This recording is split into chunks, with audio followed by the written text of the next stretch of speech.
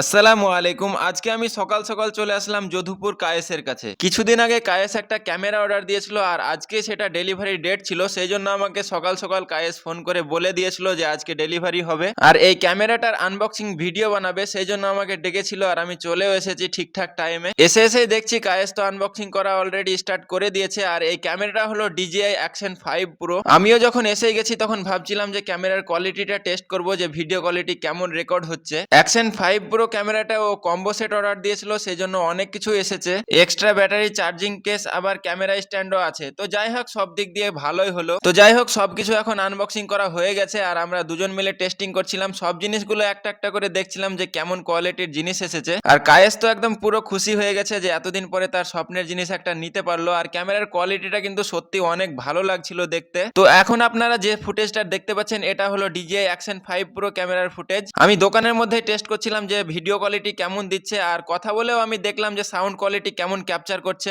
সবকিছু ট্রাই করার পরে বুঝতে পারলাম যে এটার ভিডিও কোয়ালিটি একদম আলাদা লেভেলের, সত্যি খুবই ভালো। আর মাইকের তো কোনো প্রয়োজনই নেই। তো যাই হোক, ক্যামেরা, মাইক টেস্ট সবকিছু করে নেওয়ার পরে সত্যি আমার খুবই ভালো লাগলো। তারপরে দোকান থেকে বেরিয়ে পড়লাম। এখন যাব আমরা কিছু ভিডিও শুট করতে। রাকেশের একটা রিলস ভিডিও শুট করবে, সেই জন্য বললো যে ভালো একটা লোকেশন আছে যেটা সেরিকালচারের 3 নম্বর গেট। সেই জন্য আমরা 4 জন মিলে যাচ্ছিলাম দুটো বাইক নিয়ে রিলস শুট করতে যাওয়ার জন্য। তো যাই হোক, আমরা এখন চলে আসলাম সেরিকালচারের 3 নম্বর গেটে। আর এসে তো জায়গাটা আমার খুবই ভালো লাগলো, একদম পুরো গ্রাম্য পরিবেশ আর একদম পুরো শান্তশিষ্ট জায়গা। সত্যি ভিডিও শুট করার দিক থেকে বলতে গেলে একদম বেস্ট জায়গা। আর এসে দেখতে পেলাম এখানে একটা ভাঙা বাড়ি, এখানেই সেরিকালচারের সমস্ত কাজকর্ম হয়। তারপরে আমরা সবাই মিলে অনেকক্ষণ ধরে আশেপাশে ঘুরে ঘুরে লোকেশন ঠিক করার পরে ফাইনালি একটা লোকেশন ঠিক করলাম যে এই লোকেশনে ভিডিও শুট করলে সব থেকে বেশি বেস্ট হয়। আর আজকে আমরা এখানে যে রিলসটা শুট করলাম সেটা আপনারা ইনস্টাগ্রামে দেখতে পাবেন, যে আইডিটার নাম হচ্ছে রাকেশ09। তারপরে আমাদের রিলস শুট করা কমপ্লিট করার পরে ফাইনালি আমরা সেখান থেকে বেরিয়ে গেলাম। এখান থেকে বাড়ি গিয়ে আমাকে একবার বহরমপুর যেতে হবে, কৃষক বন্ধু অফিসে আমার একটা কাজ আছে, সেই জন্য তাই আশেপাশে আর কোথাও না দাঁড়িয়ে সোজা বাড়ির দিকেই চলে আসলাম। বাড়ি এসে স্নান করে খাওয়া দাওয়া কমপ্লিট করে বহরমপুরে যাওয়ার জন্য বেরিয়ে গেলাম। তারপরে আমি আমিরদের বাড়ির সামনে দাঁড়িয়েছিলাম অনেকক্ষণ থেকে, আমিরের জন্য ওয়েট করছিলাম। তখনই দেখলাম ও পেয়ারা খেতে খেতে বের হলো। কিছুদিন আগে আমাদের গ্রামের রাস্তা ঢালাই হয়েছে, তাই সুন্দর রাস্তাতে গাড়ি চালাতেও সত্যি খুবই ভালো লাগছিল।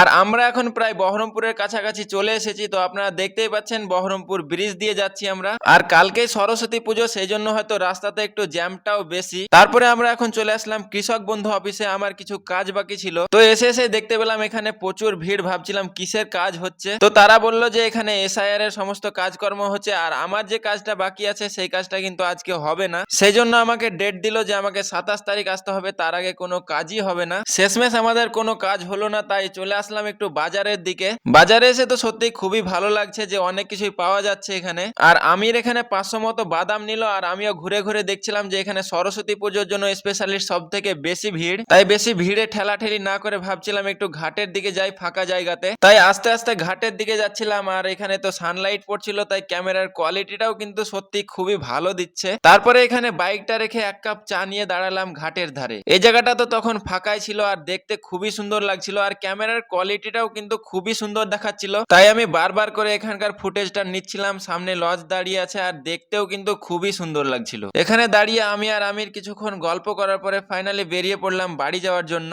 কালকে সরস্বতী পুজোর দিন, তাই প্রত্যেকটা রাস্তাতে আজ থেকেই প্রায় ভিড় হতেই লেগেছে। বাইক চালাতে আমার কিছুটা অসুবিধা হচ্ছিল। আপনারা যে রাস্তাটা দেখতে পাচ্ছেন এই রাস্তাটা প্রায় ফাঁকাই থাকে, কিন্তু এত বেশি ভিড় যে আমাকে আস্তে আস্তে যেতে হচ্ছিল। তারপরে আমরা কিছুক্ষণ পরে আমাদের ফেভারিট রাস্তা বাইপাসে উঠে গেলাম। আর আপনারা তো দেখতেই পাচ্ছেন এই বাইপাসের লাইটিংটা কত সুন্দর লাগছে, আর ক্যামেরাতেও সত্যি খুবই ভালো লাগছে দেখতে। আমার তো এই জায়গাটা দেখতে খুবই ভালো লাগছে। তো আপনাদেরকে কেমন লাগছে অবশ্যই কমেন্টে জানান। এখন তো সন্ধ্যা লেগে গেছে আর বাড়ি গিয়ে আমার অনেক কাজ বাকি আছে, ভিডিওটা এডিট করতে হবে। সেজন্য আমি একটু তাড়াতাড়ি করে বাড়ি চলে আসলাম, কারণ বেশি রাত হয়ে গেলে এডিট করতে একটু সমস্যা হবে। তো আমি এখন এডিট করি। আর ভিডিওটি আপনাদেরকে কেমন লাগলো অবশ্যই কমেন্টে জানান। দেখা হচ্ছে আবার নেক্সট ভিডিওতে।